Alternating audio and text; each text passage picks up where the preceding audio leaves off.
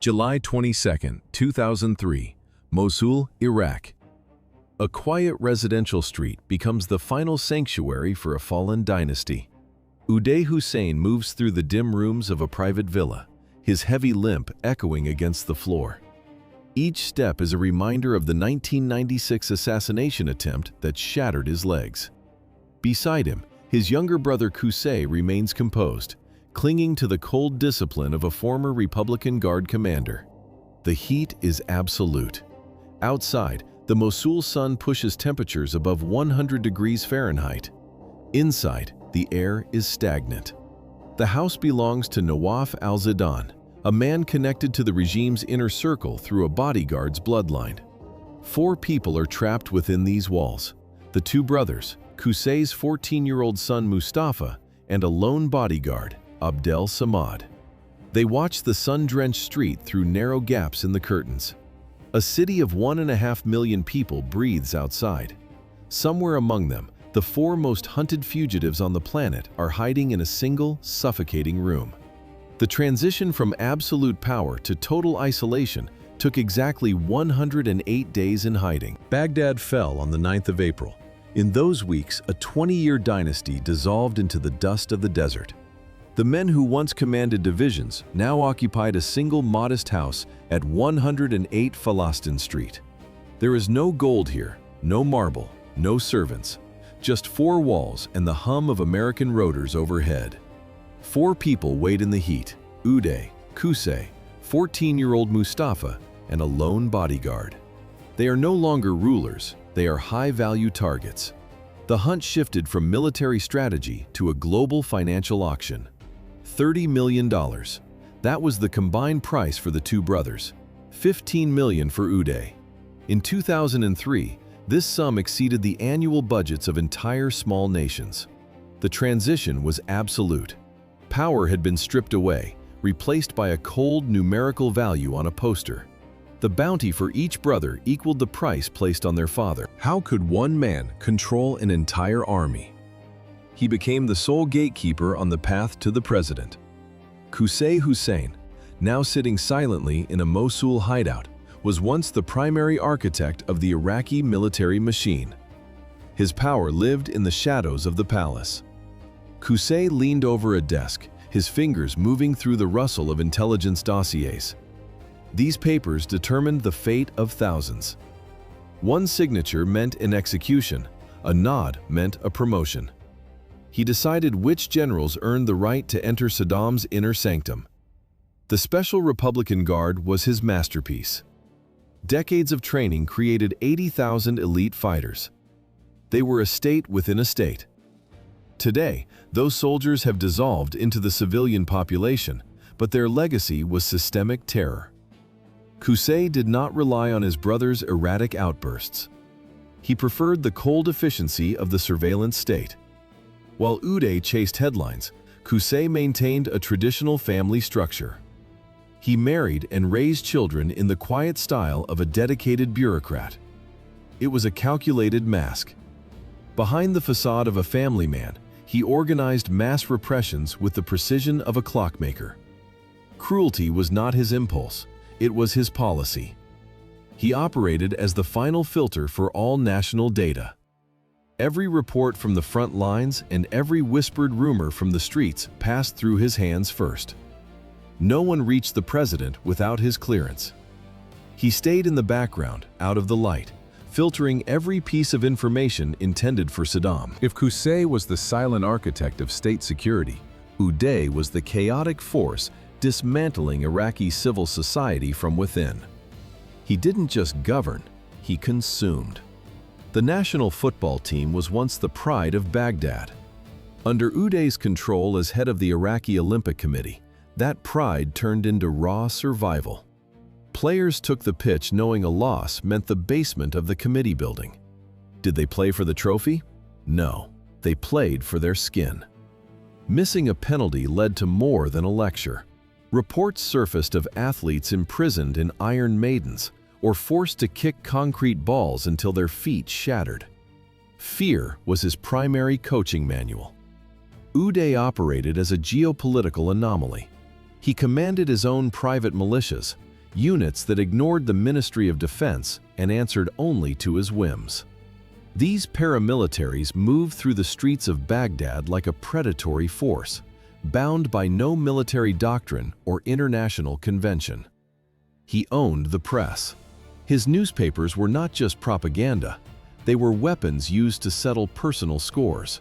He collected lives like he collected luxury cars. His palaces overflowed with looted art and gold-plated weapons, while the state economy withered under sanctions. Accountability was a foreign concept. Even Saddam could rarely tether him. Uday lived in a reality where his pulse dictated the law of the land. In his world, the concept of a future penalty was a myth. Consequences did not exist. Saddam Hussein built his house on two pillars. One was a scalpel, the other was a sledgehammer. By dividing authority between his sons, the dictator ensured no single general could ever gather enough power for a coup. It was a classic survival strategy of the Ba'athist elite. Qusay represented the system. He was the cold architect of the Republican Guard and the Special Security Organization. His cruelty was industrial, measured, and quiet. Uday was the anomaly. He was the face of public terror, a volatile force that preferred blood and spectacle over statecraft. Saddam saw the difference. He leaned toward Qusay for the succession, viewing Uday's instability as a liability to the throne. This favoritism fueled decades of silent resentment. Now, the two pillars were trapped in the same room. Qusay watched his older brother's physical decline. His face remained a mask. No words of comfort, no shared grief. Only the calculated gaze of a military officer assessing a failing asset. Despite the years of bitter competition, the geometry of their world had shrunk to a single house. Their father had vanished. The state had dissolved. Survival now rested on a forced, fragile symmetry. Qusay provided the tactical discipline. Uday provided the raw, stubborn refusal to break. One had controlled the masses through iron bureaucracy, while the other had broken individuals for sport. In the heat of the afternoon, their mutual dependence was the only thing keeping the perimeter intact. Their survival depended on each other. Saddam Hussein, the architect of this dysfunctional system, had vanished. His sons were left without the iron shield of the state. In the center of the room, there was only a ringing silence. No protocols, no subordinates, no special privileges. What happens to a system built on internal strife during an invasion?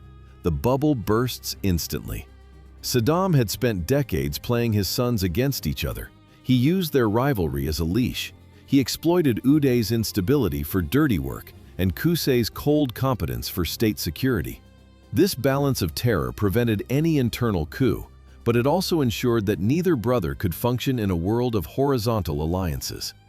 Ordinary Iraqis faced the consequences of the regime's brutality every day for 35 years. Uday and Qusay lived in a vacuum of absolute power. Now, that vacuum was filled by the heat and dust of a hostile Mosul afternoon.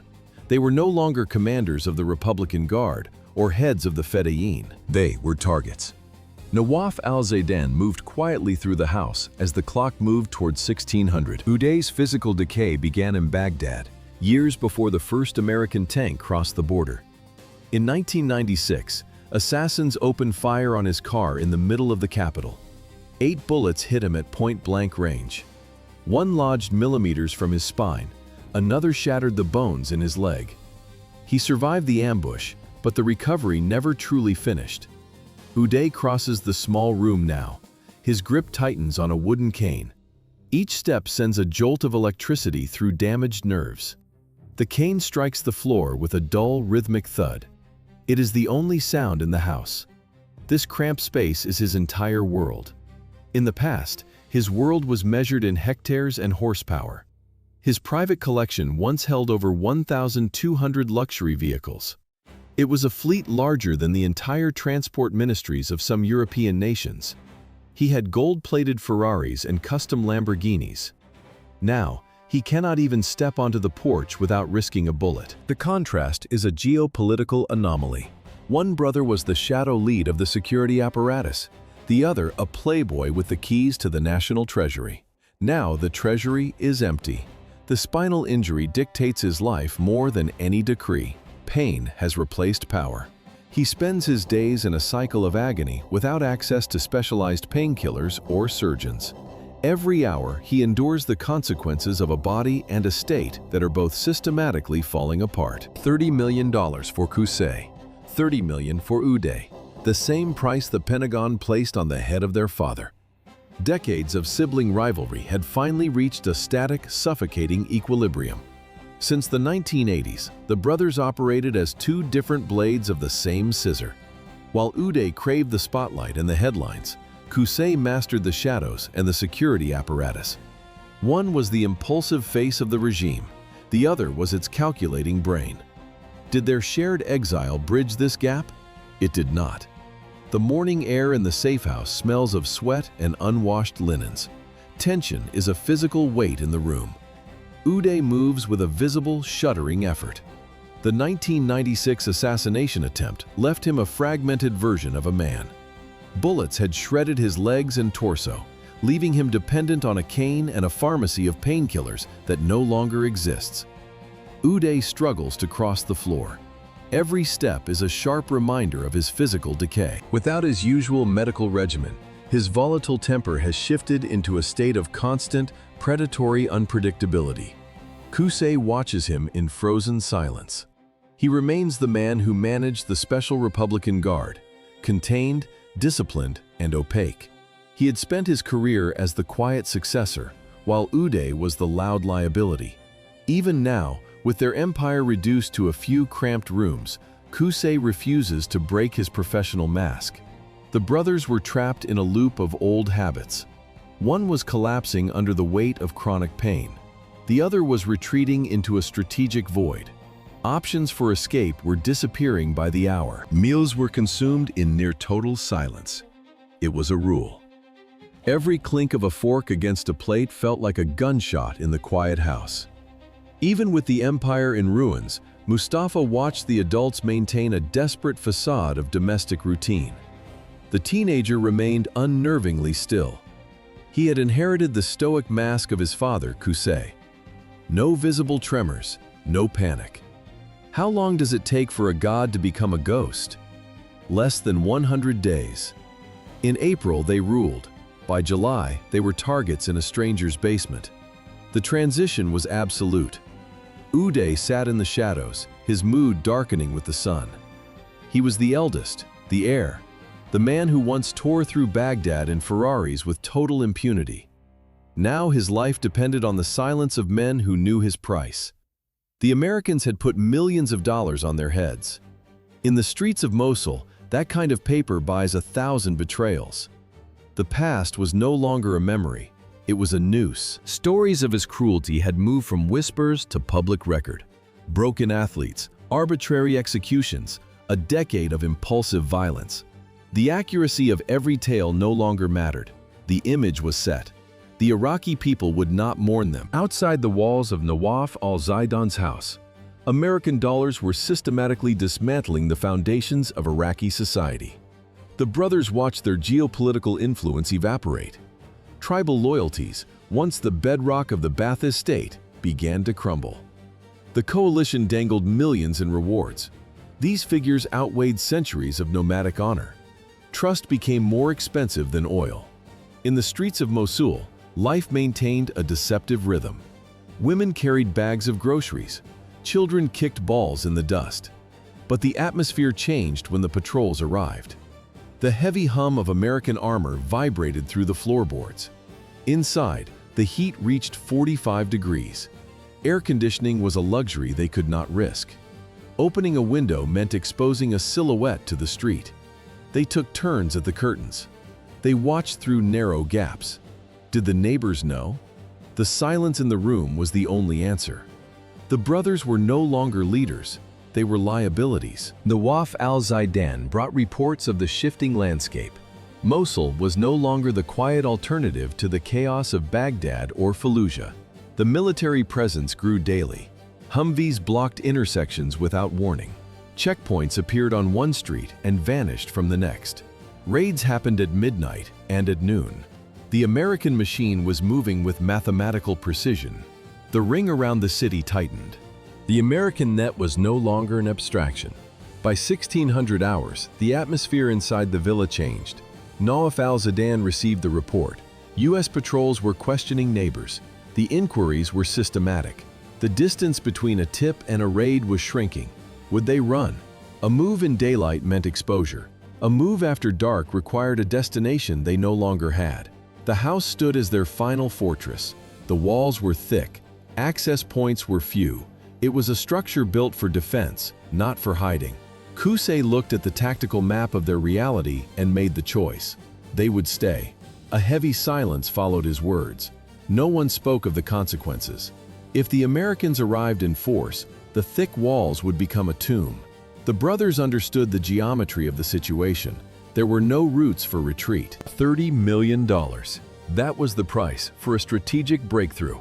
For months, the American coalition faced a wall of silence. The reward hung over Iraq like a ghost. It was a sum capable of rewriting a family history for generations. In the early 2000s, $30 million equaled the annual budget of an entire Iraqi province. How do you break the tribal shield of a fallen dictatorship?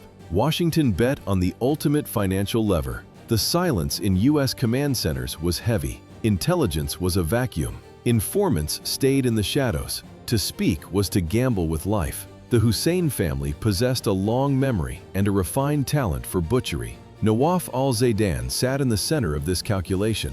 He weighed 30 million against the certainty of a blood feud. One choice meant wealth. The other meant a signature on a death warrant for his entire lineage. He looked at the Americans. He looked at the shifting power in the streets. The risk was absolute. One man had to decide if he was a patriot purging criminals or a traitor selling his blood to occupiers. This data moved up the chain of command with violent speed. It was the first actionable lead since the invasion began. General Ricardo Sanchez and his staff finally had a coordinate. The hunt for high-value targets from the former regime had entered a kinetic phase. One man broke the information vacuum. Nawaf al-Zaidan owned the villa in Mosul. He had sheltered the brothers for weeks, but loyalty had a ceiling. The betrayal moved through a specific bureaucratic channel. Al-Zaidan contacted an intermediary, Sheikh Zaidan Khalif. Static hissed on secure lines as coordinates began to flow. The data was surgical. No rumors. No vague sightings. The price of this clarity was $30 million. $30 million. A king's ransom for a single address. The American military machine processed the tip with lethal speed. Sheikh Khalif reached local coalition authorities first. Officers verified his credibility. Then they checked the details. The floor plan of the house, the number of guards, the specific window where the target slept. This verification took hours, yet it felt instantaneous compared to months of failure. The data climbed the chain of command. It reached the top of the coalition structure. Intelligence transformed into an execution order as the coordinates hit the desks of the strike teams. While the coalition's high command processed the coordinates, the villa on Al-Falah Street transformed into a fortress. For the Hussein brothers, the map of Iraq had shrunk to the dimensions of a single house. Their horizon of control now ended at the front door. Inside, the heat of Mosul began to break as evening approached. The air remained heavy. Bodyguard Abdel Samad moved through the shadows. He checked his AK-47. A metallic click echoed in the quiet room as he seated the magazine. What did the men who once ruled a nation expect? Now, their planning was reduced to the arc of a doorway. Abdel Samad was no amateur. He was a veteran of the elite units tasked with the regime's survival. He knew his enemy. He had spent years studying American tactical manuals, their radio procedures, and their breaching patterns. He took his position at the window. Beside him lay additional magazines, hand grenades, and an RPG launcher. These men were prepared for a kinetic confrontation. The contrast was sharp. Outside, a superpower mobilized. Inside, the world's most wanted men sat in silence. Uday Hussein lay in a back room. He moved his leg, grimacing. The old wounds from the 1996 assassination attempt had never truly healed.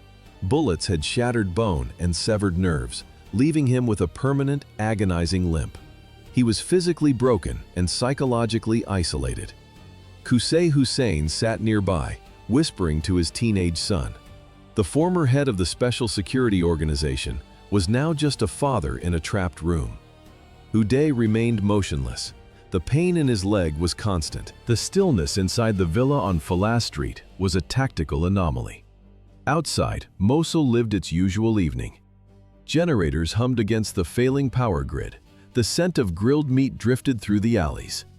108 days of silence had passed since the fall of Baghdad. For over 3 months, the most advanced military machine on Earth had been blind to this single point on the map. It was a total systemic failure of coalition intelligence. What does a father tell his son in a trap like this? No records exist of the conversations between Qusay and his teenage boy, Mustafa. There are no transcripts of regret or reassurance. Only the heat of the Iraqi night and the weight of the privilege that brought them here.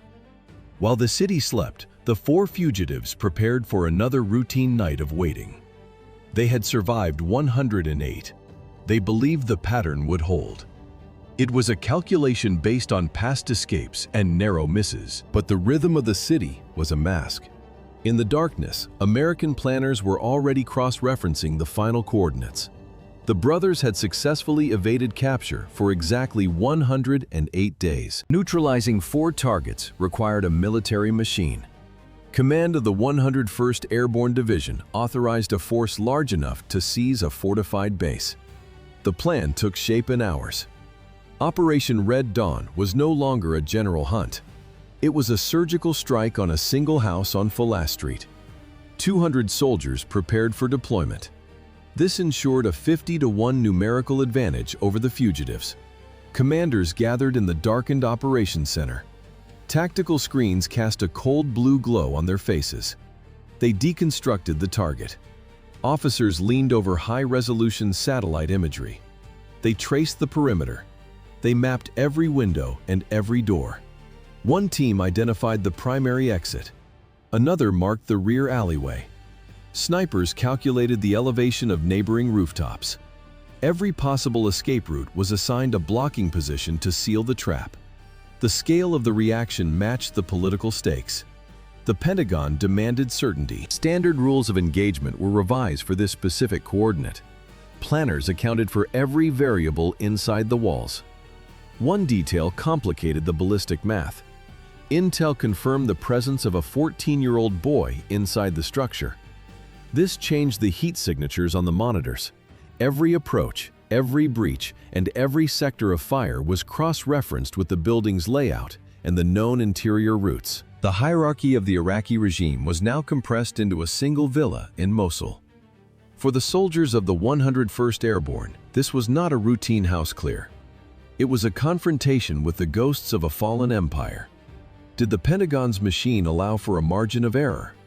Briefings were repeated until the details became muscle memory. Intelligence confirmed the presence of 4 individuals.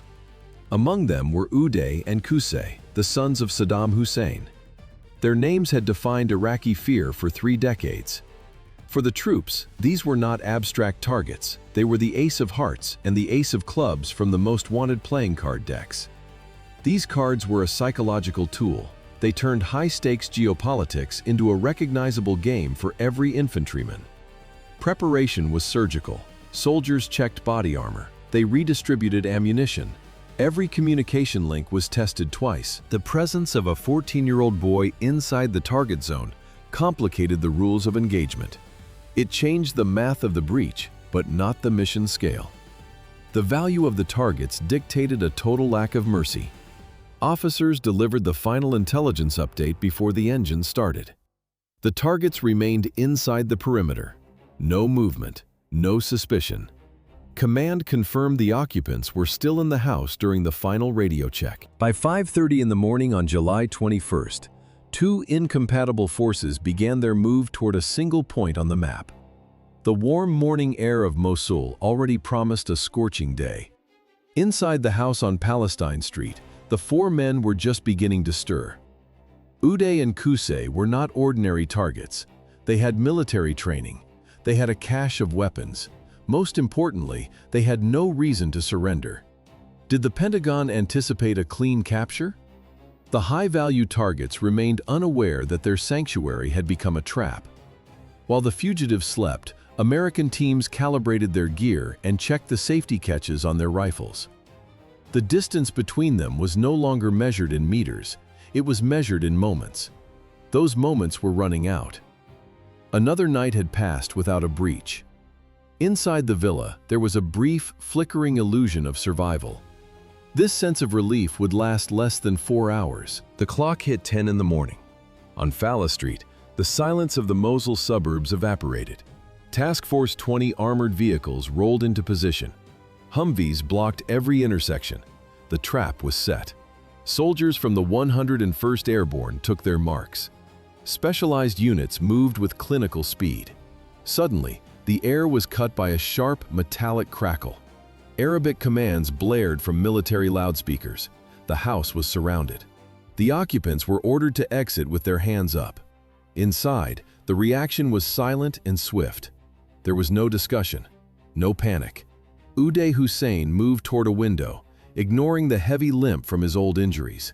Qusay Hussein acted like a commander until the end, issuing low, steady instructions. Even 14-year-old Mustafa Hussein picked up a rifle. The contrast was absolute.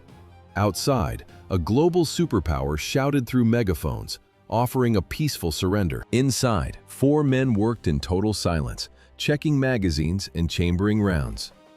The American commanders waited. They repeated the demands. They offered multiple chances for the occupants to walk out alive. No one moved. No one spoke. For those inside, the geopolitical reality had narrowed down to the walls of a single villa. They chose a hopeless fight over a public trial. The ultimatum hung in the hot air. 5 minutes passed, then 10. The only answer from the villa was a stretch of exactly 20 minutes of silence. The first shots from the villa shattered the American script for a clean sweep. Task Force 20 expected a brief breach. They encountered a fortress. Standard urban warfare doctrine requires a 3-to-1 advantage for the attackers. Inside this Mosul neighborhood, the architecture rewrote the manual. Thick stone walls neutralized small arms fire. Narrow window slits became lethal firing ports. The defenders did not panic. They did not spray bullets into the street. Instead, they used disciplined, rhythmic bursts. An Iraqi fighter sighted a target. He fired. He moved. The street turned into a stone acoustic chamber. Continuous cracks of automatic fire echoed off the pavement. The smell of burnt cordite hung heavy in the humid air.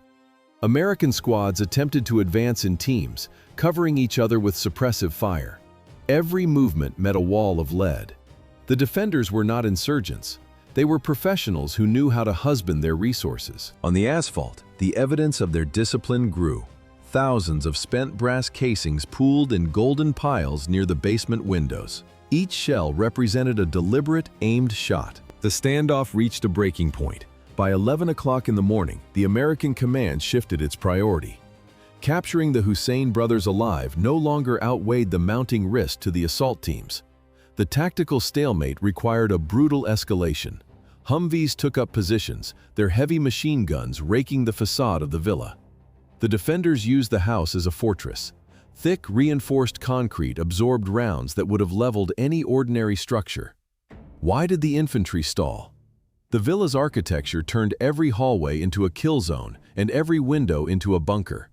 The Americans held the advantage in numbers and technology, but the brothers held the high ground. The military decided to stop the clock. They brought forward the TOW anti-tank missile systems. These weapons were engineered to pierce the heavy armor of Soviet T-72 tanks, not residential walls. Using them in a crowded neighborhood signaled a total shift in the rules of engagement. The first missile streaked across the street and slammed into the second floor. Concrete shattered. A massive cloud of gray dust and debris erupted from the impact point. The crew reloaded the launcher for the next strike. The impact of a TOW missile on a residential villa felt like a localized earthquake. Dust and gray smoke geyser from the puncture points. Inside, the warhead detonates. A massive pressure wave slams into the load-bearing walls. How could anyone survive a strike designed to melt Soviet tank armor? The overpressure from a TOW detonation in a confined space is theoretically lethal to every living thing inside. But the laws of physics met a wall of fanaticism. The first missile hits. Brick and concrete turn into shrapnel. A second strike follows. The roof begins to sag under the weight of its own ruins. The sound is a rhythmic, metallic thunder that rolls over the abandoned neighborhood. All civilians fled hours ago. The city block has ceased to be a home and has become a kill zone. The structural integrity of the building is failing. Interior walls collapse into the basement. Then, the American troops outside freeze. From the smoking, blackened holes where the windows used to be, muzzle flashes flicker again. The defenders are shifting positions through the rubble, refusing to die. Muzzle flashes erupted from the ruins as the trapped men opened fire once more. In July 2003, the sons of Saddam Hussein, who once controlled an entire state, found themselves trapped in a single house. Their world had shrunk to the dimensions of a 4-bedroom villa in Mosul. The transition from absolute rulers to hunted targets took only weeks. Without the palace walls and the Republican Guard, their authority vanished. How did the heirs of absolute power become mere targets? The loss of the state apparatus stripped away their protection. The brothers were never close. Uday was the erratic liability, a man whose brutality often repulsed his own father. Qusay was the cold professional, the chosen successor who understood the mechanics of fear. Now, the hierarchy didn't matter. In the final months, the circle of loyalists began to dissolve. Money still moved, but trust did not. The coalition's reward of $30 million turned every former subordinate into a potential assassin. Survival became a matter of logistics, not loyalty. Qusay likely stayed to manage his older brother. Uday's body was a map of past failures. He was partially paralyzed after a 1996 assassination attempt. He could not run. He could not hide alone. He remained a figure of legendary hatred across Iraq, a man who acted without restraint and died without remorse.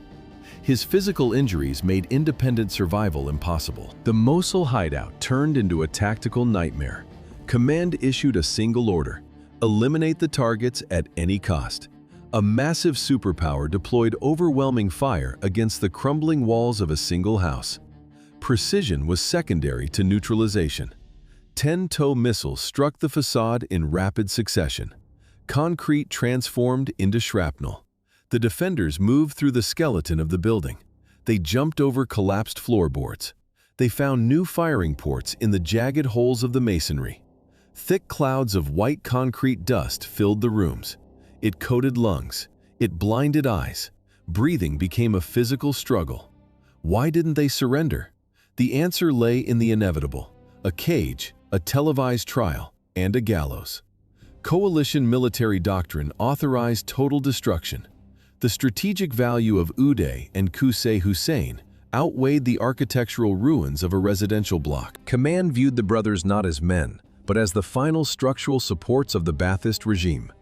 If the house had to level a city block to bury them, the price was acceptable. The ceiling sagged under the concussive force of the explosions. Steel reinforcement bars twisted like wire.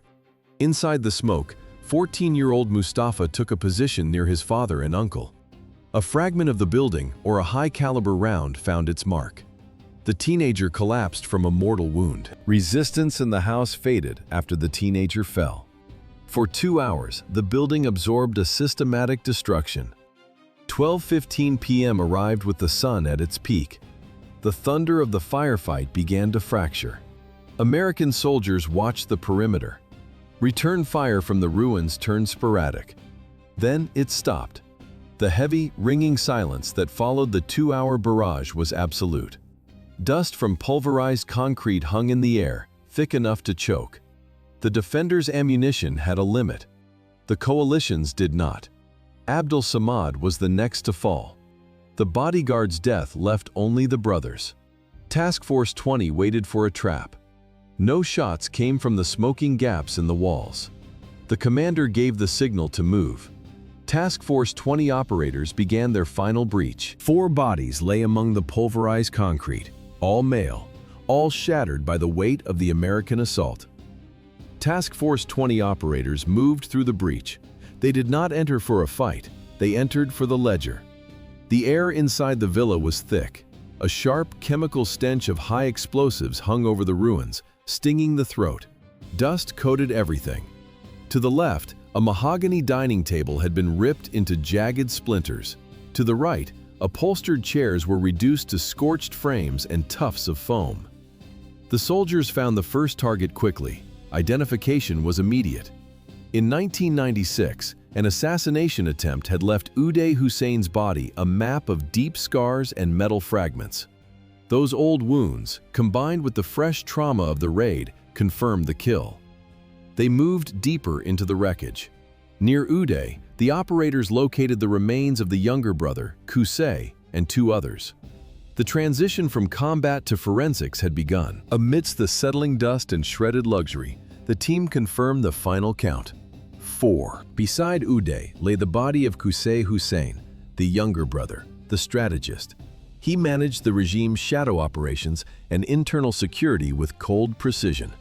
Why was visual identification insufficient for the Americans? The political weight of the mission demanded absolute proof. Rumors of survival could ignite a fresh insurgency.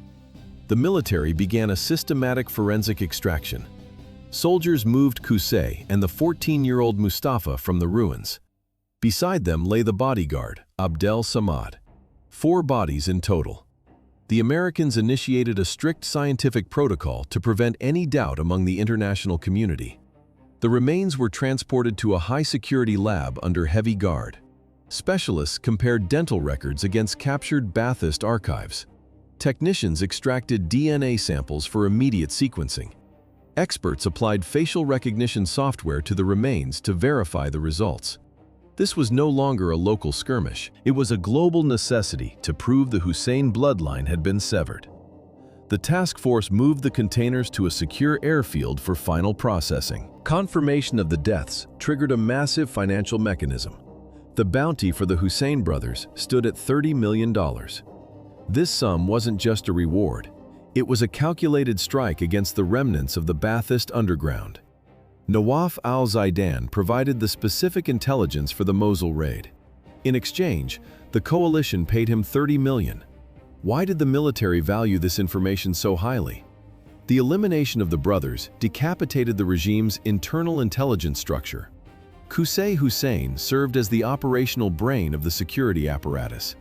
He held an encyclopedic map of every informant, every safehouse, and every hidden grave. His death deleted the regime's institutional memory. The betrayal by al-Zaidan signaled a collapse of internal trust. By December 2003, the hunt reached its peak. Soldiers found Saddam Hussein hiding in a narrow hole on a farm near Tikrit. The invincibility of the dynasty had vanished. $30 million bought al-Zaidan a new life, but it could not buy him peace. In post-invasion Iraq, his name became a death sentence. He had to vanish. New documents, a new face, a lifetime of looking over his shoulder. Al-Zaidan fled the country to hide his identity forever. Word of the events on Fala Street reached the neighborhoods of Mosul long before the global media networks broadcast their first headlines. The silence after the final explosion was brief. It was replaced by the low, rhythmic thrum of heavy armor as American Bradley fighting vehicles sealed off the entire district. Local residents emerged from their homes. They moved cautiously. They watched the soldiers through the rising dust and the haze of cordite. What they saw was the wreckage of a regime. A single house, reduced to a blackened skeleton, stood at the center of the cordon. By evening, the first satellite trucks arrived. By the next morning, the story dominated every major international news cycle. The sons of Saddam Hussein were no longer ghosts. The brothers had been killed in a firefight that lasted more than 4 hours. The American command viewed the elimination of Uday and Qusay as an absolute victory.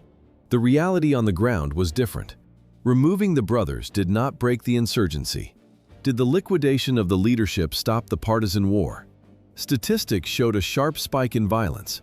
In the months following the raid, The number of attacks against coalition forces rose by more than 20%. The decapitation strategy failed to account for a decentralized resistance. The house on Fallon Street became a temporary landmark. Crowds gathered near the ruins. Some Iraqis cheered the end of the brothers' reign of terror. Others mourned. They did not love the Husseins. They saw them as a symbol of Iraqi defiance against a foreign invasion.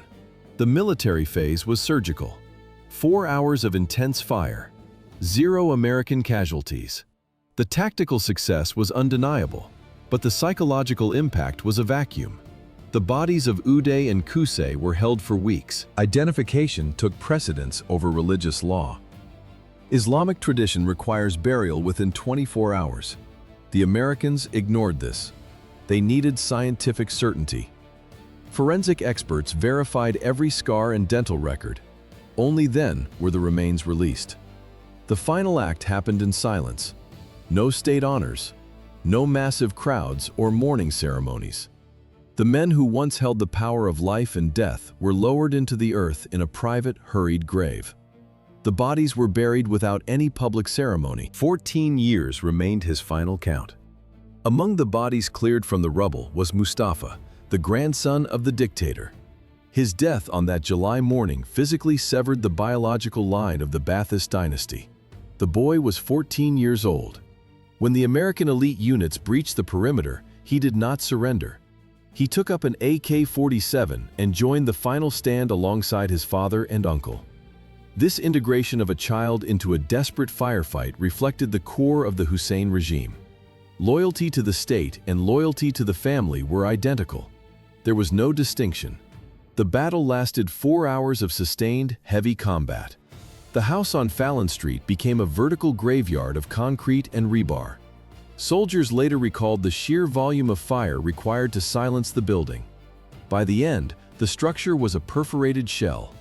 The military operation succeeded, but it left behind a landscape of absolute destruction. The dynasty ended in the dust of a provincial villa. 14. The final 24 hours of the Hussein brothers exposed the ultimate vulnerability of a dictatorship. For decades, Uday and Qusay operated within a vacuum of total impunity. They believed their father's shadow was an impenetrable shield. In the palaces of Baghdad, that belief was a functional reality. In a dusty villa in Mosul, it was a lethal delusion. Power is not an inherent trait, it is a product of infrastructure. Without the multi-billion-dollar apparatus of state terror, the most feared men in Iraq became simple fugitives. The transition took only a few weeks. One day, they commanded divisions and torture chambers. The next, they were hiding in a cramped room, surrounded by concrete dust and the smell of spent brass. The contrast was absolute. A palace has marble floors and golden faucets. This hideout had stained mattresses and cheap fans. In the palaces, they gave orders. Here, they could only wait for the inevitable. Their authority did not travel with them. It stayed with the desks, the stamps, and the gallows of the Ba'ath Party. When the American troops arrived, the brothers were not leaders. They were targets.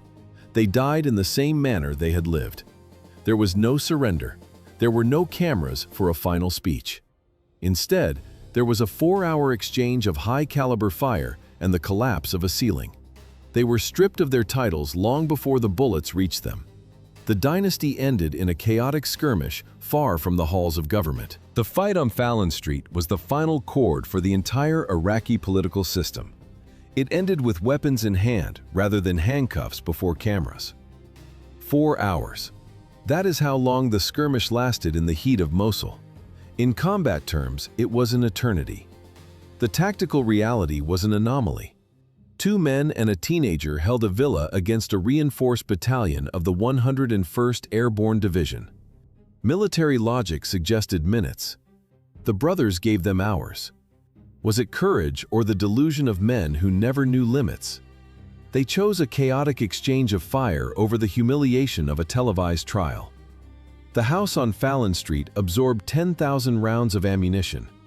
It took TOW missiles and Mark 19 grenades to silence the floor. This battle became the historical point of no return for the Ba'athist era. The Hussein dynasty, built on decades of systematic terror, fractured in the dust of a residential suburb. The apparatus was gone. The sons were dead. Saddam Hussein remained alive, but he was a ghost inhabiting spider holes. His power had evaporated. His regime lay in ruins. Saddam was captured in December. The trial followed. He was executed in December 2006.